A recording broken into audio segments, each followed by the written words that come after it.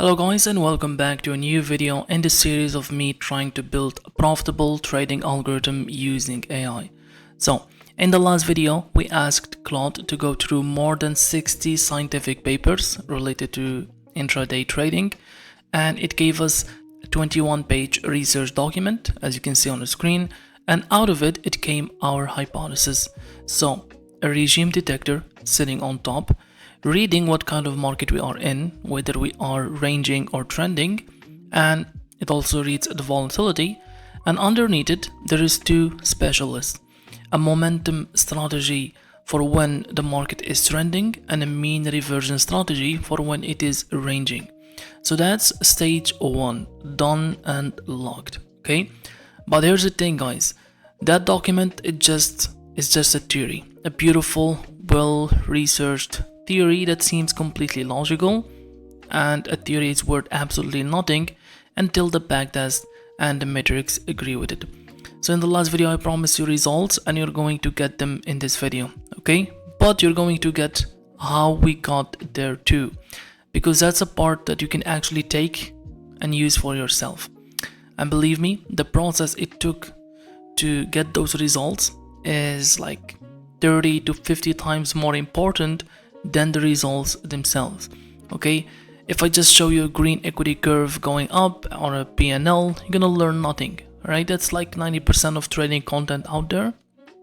It's basically just pure entertainment. You're gonna watch it and you're gonna take nothing out of it, but not here. Now before you get into it, make sure to check the current discount Bonlux is running, one of the best and most reliable futures prop firms out there. You can use the coupon code STRANGER for a nice discount, or you can just click on the link down below. Now, one quick thing before we actually start, because it matters a lot for this video and for the rest of this journey. Before I started this seriously, I went and read everything I could find from actual profitable algorithmic traders, their stories, their timeline, and not one of them found an edge in a week or two. Most of their ideas died, so I managed my expectations before I even started. You're going to watch things fail in this video and in the videos after, and that's not process going wrong, okay? That's just the process working. Finding out something doesn't work is a result by itself, okay? It's valuable information that maybe we can feed straight into the next iteration. So the next iteration is going to be even better, all right? So every result, good or bad, it's going to teach us something. All right, now look at what I actually typed here. As you can see, all I said was after finishing with the PDF and going through it together, I said now let's move on to the next stage of building the strategy. So that's it, that's the whole instruction, one line. It's a bit lazy honestly, but as you can see, Claude didn't start by turning that hypothesis into a strategy. No, this is where you know that this is a really powerful model. I'm using the Opus 4.8 for now on the high settings. You can see that it went actually backwards before it went forward. So it came back and said the next stage is not actually turning the hypothesis into code. It's the data, treating and processing the data or the data set, because everything in that 21-page document is still just an assumption about a certain behavior on the market. So the whole thesis is standing on 3 claims, okay? I'm gonna summarize it. First of all, the market has a daily rhythm. That U-shape that I showed you in the last video, based on statistics, it means that at the open we have high volatility, the market is trending. Midday, New York time, the volatility drops and we have a couple of ranges going on, and by the end of the day we have another trend. That's the first claim. The second claim is that trends and ranges exist on this instrument and they last long enough for us to actually detect them and trade them. That's very important. And 3, volatility clusters. I'm going to show you how that looks like later on. So 3 claims, all of them from research paper that we pulled online, and not one of them tested on our market, on our time frame and our data, okay? And as you can see here, it said that if the data contradicts any of these claims, it's better to find out now rather than after building a backtest engine on a fantasy. So instead of building the strategy, let's see if the data backs the strategy. So let me give you an example so you can really understand this and how important this is, because it's extremely important. Let's say that you have a pair like the euro against the British pound, okay? And you're gonna spend the next 2 or 3 months trying to build a trend following strategy on it. Well, you're going to lose a lot of time and probably a lot of money, because as you can see, the euro against the British pound is famously rangy pair. Alright, you can see it on the screen just from one time frame. We didn't have to do any kind of analysis. So the behavior of that price is chop, and you are forcing a trend system on something that doesn't trend. Or the opposite, maybe you go to a pair like the US dollar against the Japanese yen, you're gonna build a strategy that only looks for shorts. That pair has been grinding upward basically since the dawn of time, and you're fighting the entire character of the market, okay? So this is why Claude by itself decided to analyze the behavior of price before you make assumptions and build hypotheses. So it's going to save you months of testing strategies that were never going to work on the asset that you picked, okay? And this is very important as a first step, because it's going to guide the research online. So when you tell it to go online and find me hypotheses and strategies, it's going to be a guided, a targeted research, rather than trying to find any kind of strategy there and trying to apply it on whatever asset that you have, okay? So before it touched anything, it did something I really want you to pay attention to. First of all, it splits the data. All right, right now we have about 2 million 15-second candlestick that we downloaded from the last video from Data Bento. Okay, if you don't know how to use that website, all you have to do is to add Claude. It's gonna go to that website, to documentation, and tell you exactly how to do it. You can just open an account there. They're gonna give you like $125 and get the API and parse it to Claude, and it's gonna do everything. Claude is gonna pull the data by itself and treat it. So we have again 15 or 2 million 15-second candlestick. Okay, each candle, it has the open, the high, the low, the close, and the volume traded on that particular candle. Now everything up to the end of 2024, that's about 71%, okay, roughly 1.4 million candlestick. That's our in sample, very important term. The in sample is the playground. We can build there, we can test there, we optimize, fine tune, we break things there. And if we don't like the metrics, we go back and mess with the parameters until we find something that works. Now everything after that, from 2025 into 2026, that's called the out of sample, and this is the most important part. We do not touch it, okay? We don't test there, we don't optimize there, we don't study the behavior of price there, okay? The one thing that I told you earlier. So think about it like an exam. The in sample is your practice questions, and the out of sample is the actual exam paper locked in a drawer. Now if you study using the exam paper, of course you're going to score 100, but you learn nothing and you have no idea if you would pass a different test. So that's why it stays locked.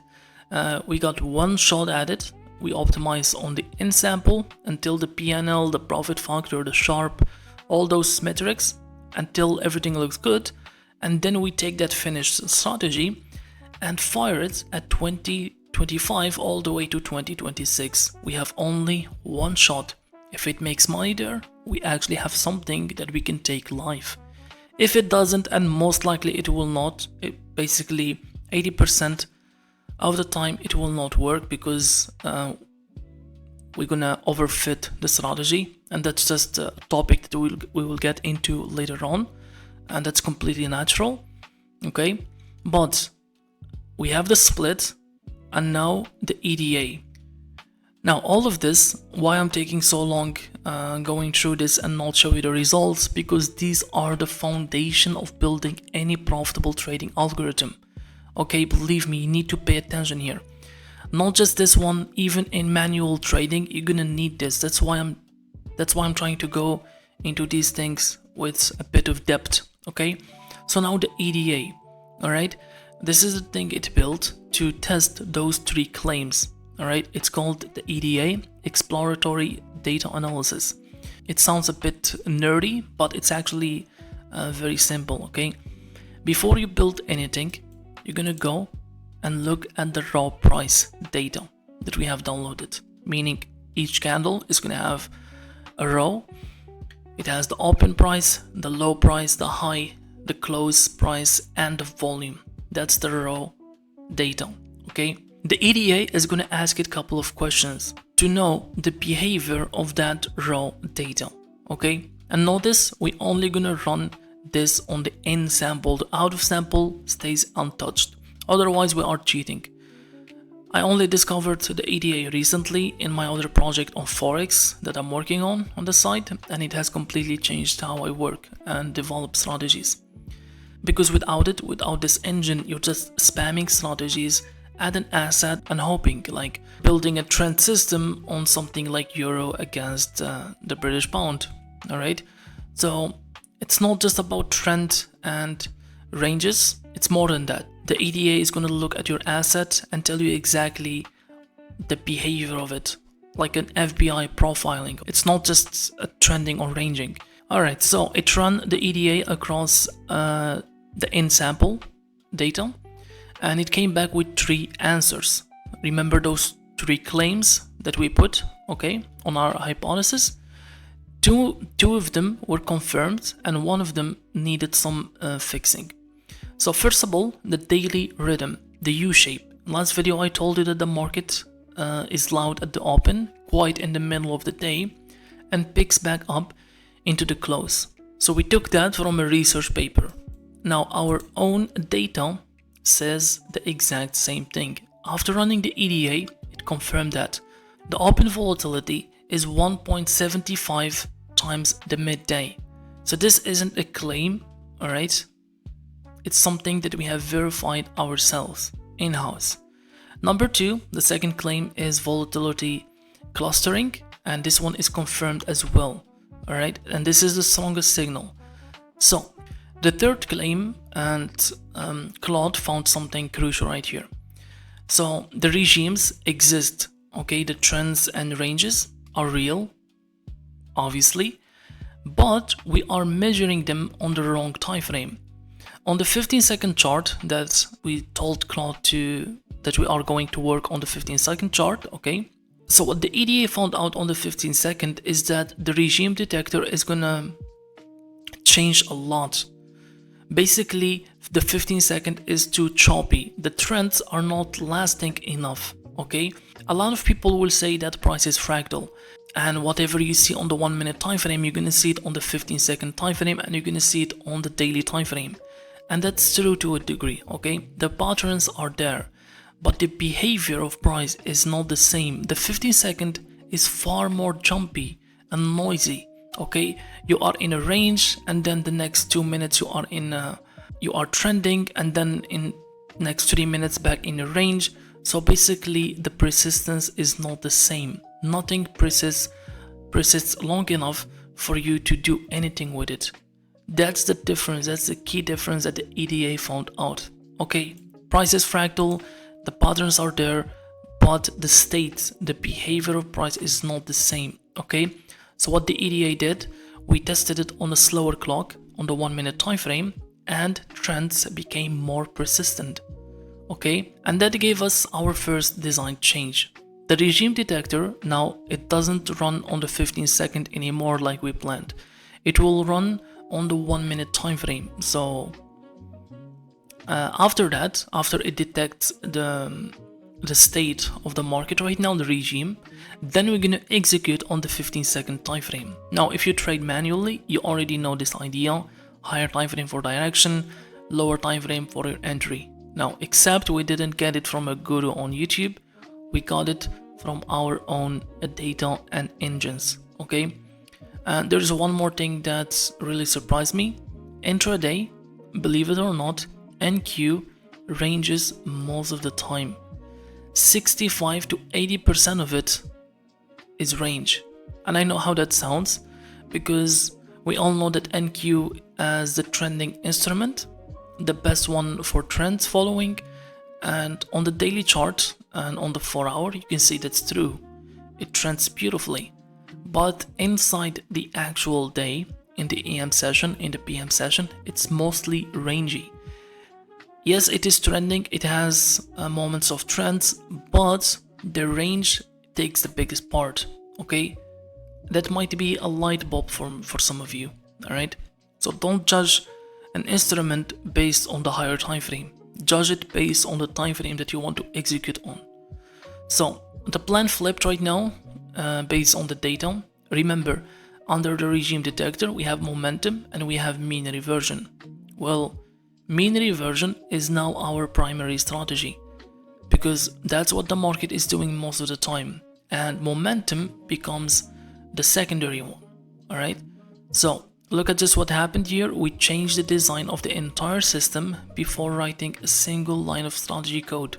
Alright, we didn't waste weeks building the wrong thing. We are on the EDA, on the raw data first, and we listen to it. And to be honest, the EDA should be built first before actually doing the research online for hypothesis. But right now we have the EDA running. It gave us a lot of statistics, and then we're gonna feed that for the second batch of hypothesis and strategies to test. Alright, and that's the whole lesson today. Testing the assumptions before you build. Okay guys, so these things that I went through are the pillars, the main pillars and the foundation of building algorithmic strategies. Now after all this, we built both of them, we run them through the data set that we have, and the results are they both failed. The mean reversion strategy made money, but it is useless, and the trend strategy lost money. Why and how? That's for the next video.